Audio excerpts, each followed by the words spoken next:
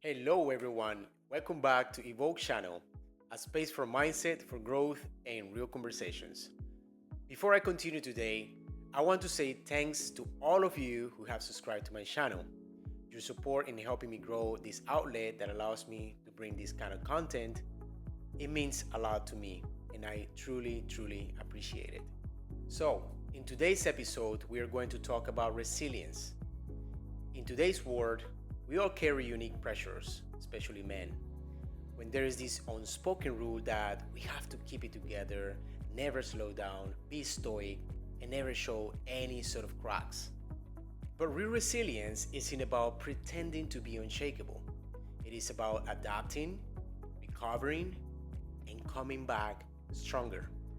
And today, I'm gonna share with you how to build mental resilience when hard time hits in your life and how to overcome any setbacks with these 5 essential steps. Step 1. Accept reality and process the pain. I want you to stop for a second. I want you to imagine that your emotional side is like a river. If you keep refusing to feel whatever it is that you're going through, it's like you're building a dam that eventually will overflow somewhere. Real resilience starts with acceptance. You have to accept and embrace first whatever challenge you are facing. When hardship hits, a heartbreak up, losing your job, or betrayal, whatever it is, the first thing you should do, or try to do at least, is not to jump in right away to try to fix it. Instead, try to, let yourself feel what you're going through first. Then breathe it, take it all in, accept it, embrace it. I'll give you an example. If you're walking barefoot around your house and then suddenly you hit your little toe to one of those sharp edges on your living room, you don't just keep walking like nothing happened. You just gotta be like, grab that little toe. You bend down. Somehow you're just like, I don't know, like processing that pain. You're like, even though it's like a little one, but it's kind of annoying because it's just like sudden, like hits you, and then you just sit down somewhere. You like rubbing that little toe, like it's like there's no tomorrow. You're just pressing on, and you're like, well, emotional pain is no different. When you name your pain, I'm disappointed, I trusted wrongly, or I don't know, I was betrayed. You're literally like diffusing that pain's power. What you resist, persist by actively fighting against or trying to suppress something. Whether it is a thought, it is an emotion, or a situation, you unintentionally give it more power and make it more likely to persist in your life. When you allow yourself to feel the hurt fully, without self judgment, you can proceed then to tackle it with a more clear head. That emotion that you're experiencing turns all that raw information into insight. That unexpected impact you felt when experiencing that adversity is not just a sign of a major challenge, it is a measure of something that truly matters. Once you embrace that setback, you can ask, what is this emotional challenge trying to teach me? What's under the surface here? Fear, regret, pride? It is that stillness you experience after you stop fighting yourself. That clarity gives you your first foothold, not to stumble, but to re engage. Number 2, focus only on what you can control. Life difficulties can feel like a powerful storm that you can't stop. But even during those most difficult situations, you have some level of control. You can decide how you face it, what you tell to yourself, and what choices you make. The key to getting through is to focus on what you can change, not on the chaos around you. Instead of letting the problems control you, put your energy into the actions that you can take. For example, you can't control if it rains outside, if it snows, if it's sunny. But what you can control is how you prepare for it. You can control whether or not you put on a jacket if it's cold out there, bring an umbrella, or just decide to stay indoors if you want. You are the driver of your vehicle, and you can control the steering wheel. But what you cannot control is what happens outside that vehicle. Same happens in your life. You can't control the external factors, but you can control how you respond to any challenging situation. Your attitude, your effort, how you go about it. Worrying about what you can't change is self defeating. Choose your next step instead. Is it a goal? Is it you figuring out how will you bounce back? Or about how are you gonna move forward after learning from that difficult experience you're going through? That's how you go from reactive to being intentional. While others are consumed with what could have been or what should have been, you're way many steps ahead by rebuilding yourself and your foundations. That internal position of self control is your strongest asset. So, just remember, rather than reacting to outside forces, you decide your responses. And it is not denial, it is just self directed action. And that kind of calm presence under pressure is magnetic. It is what separates men who break under hardship from the men who become unbreakable. Step number 3, build a circle you can count on. True strength isn't standing alone, it is reaching out when you need it. Think of resilience as a woven rope. Imagine you are holding one single thread. It is strong enough on its own, but with any simple sharp piece, it can snap easily. Now, imagine taking many of those same threads and braiding them together to create a thick, sturdy rope. Each individual thread is still there, but now they are intertwined and supporting each other. This braided rope is like resilience. When a single challenge comes along, it is like a pull on that rope. A single thread might break, but the others will hold firm. The strength isn't just in one part, but in how all the pieces are woven together to absorb the pressure and keep the whole thing from breaking. This rope represents your life. The individual threads are the different parts of you: your relationships, your hobbies, your beliefs, your past experiences, your values. When you face a tough time, a single part of you might feel thin or even like breaking a little. But because you have other strong parts, your support system, your sense of purpose, your confidence, your close, trusted friends and family, and any of the learned past experiences, the whole of you remains strong. Men often feel like they have to go through tough times alone. Almost every warrior in history leaned on brothers. Tribes form and build around fellowship, not stoic isolation.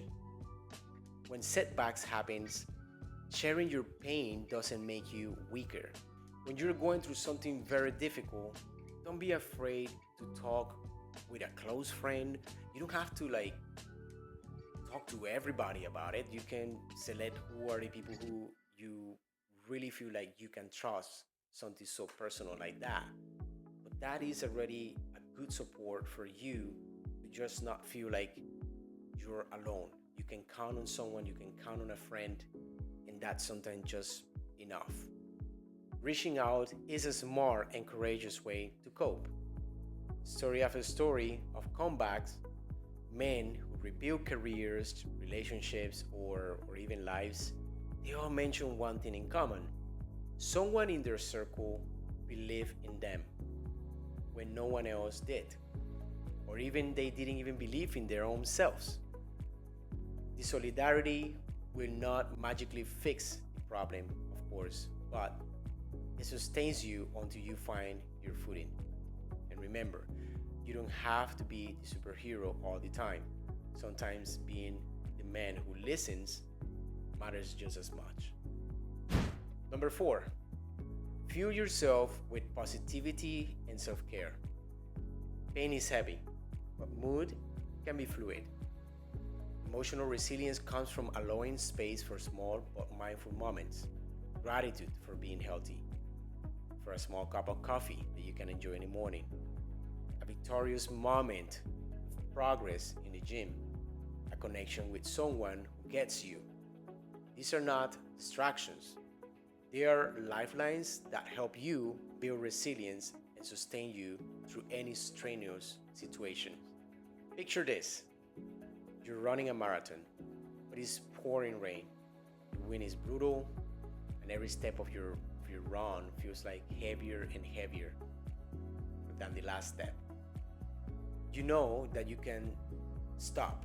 You committed to this to finish it up, unless an extreme physical situation arises. You are in to finish it, and you are already too far in. Instead of focusing on the finish line, you focus on continuing each step little by little. But keep moving paired with small, steady habits like getting good sleep, taking a deep breath, sending kind messages to a good friend of yours. Just maintain hydration, movement, fresh air, gratitude, humor.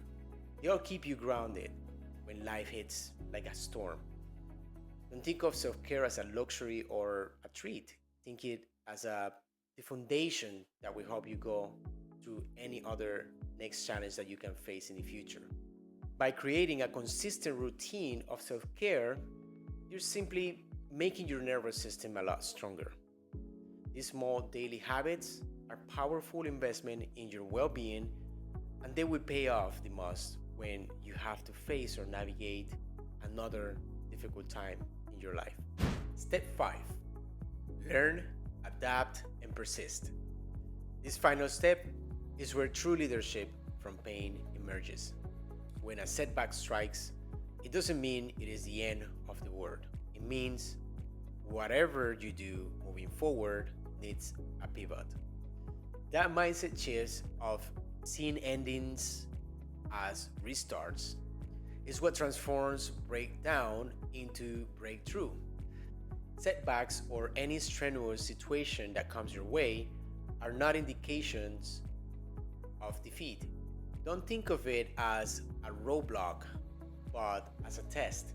It is not there to defeat you. It is there to see what you're truly capable of and how you grow into the person you've meant to be. And I want to use as an example a very common setback that many people out there might have experienced at any point in their lives, including myself. Imagine you lose your job, but it's the same job that's been quietly crushing your spirit for years. The one with toxic coworkers, a culture that never values your skills or talent, backstabbing, politics, and dealing with people whose values clashes with yours, lack of trust, and constant micromanagement. Vacation policies that sounded amazing on paper, but when decided to take time off, you were made to feel guilty, as if you owned them your entire life. Week after week, this environment bled you dry until your weekends became nothing but recovery mode. Maybe you've always dreamed of starting your own business, creating art, being a photographer or videographer, writing a book, starting your own firm, traveling the world, or building something that is truly yours. But that job left you too exhausted to even try. If life hands you a setback like losing your job, maybe it is not a punishment. Maybe it is a wake-up call, a chance to reinvent yourself and finally break free so that you can take everything you've learned to build a life where you own your time, your energy, and your future. The truth is, every setback carries within it the seeds of a comeback, but it is up to you to take those seeds and plant them.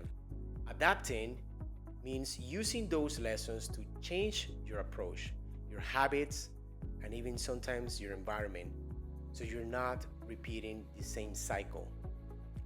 And persisting means refusing to let one chapter define the whole story. You may have been drained, undervalued, or even made to feel trapped, but that experience cannot be the fuel that powers your next move. The pain you've endured becomes wisdom. The time you've lost becomes urgency. And the person you were before becomes the foundation for who you are about to become. Remember, life challenges are not the end of the world. They are the start of a life where you can lead from strength and purpose. So, I want to ask you, what's one step that you're willing to take to build that mental resilience? Let me know in the comment sections below. I like hearing your experience, and if you think this episode has helped you in any way, please give it a like and don't forget to subscribe for more content that builds strong minds and purposeful leaders. You think this video also might help someone else that you know? Please share it and spread the word. Thanks for watching, and I'll see you in our next episode. Evoke.